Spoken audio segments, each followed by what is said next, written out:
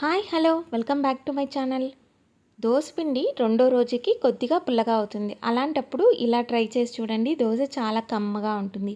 దాంట్లోకి ఏ చట్నీ అవసరం లేదు.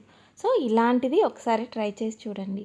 ఫస్ట్ అయితే దీంట్లోకి ఒక కడాయి పెట్టుకొని ఆయిల్ కొద్దిగా వేసుకొని ఆవాలు, జీలకర్ర, పచ్చిశనగపప్పు, పచ్చిమిర్చి, ఉల్లిపాయ, కరివేపాకు, ఉప్పు, పసుపు వేసి దోరగా వేయించుకొని చల్లారిన తర్వాత దోసపిండిలో కలుపుకోవాలి. ఇందులో కొద్దిగా ఉప్పు, వంట సోడా కూడా వేసుకొని మిక్స్ చేసుకోవాలి. సో దోసపిండి వేసుకునేటప్పుడు బాగా కలుపుకొని ఇలా కలుపుకొని దోశని వేసుకుంటే చాలా టేస్ట్ ఉంటుంది. మనకి ఎటువంటి పులుపు అనేది కనపరాదు. సో ఇలా ఒకసారి ట్రై చేసి చూడండి. దోశకి కొద్దిగా ఆయిల్ వేసుకుంటూ అటు ఇటు టూ సైడ్స్ మనం దోశని కాల్చుకోవాలి. అప్పుడే దోశ చాలా టేస్టీగా ఉంటుంది. ఇది ఒట్టిగానే తినచ్చు అనమాట. ఒట్టిగా తినేటప్పుడు కొద్దిగా అంటే చట్నీ ఏదన్నా ఉంటే వేసుకోవచ్చు, లేకపోతే స్కిప్ చేయొచ్చు. దీంట్లోకి ఉల్లిపాయ కారం బెస్ట్.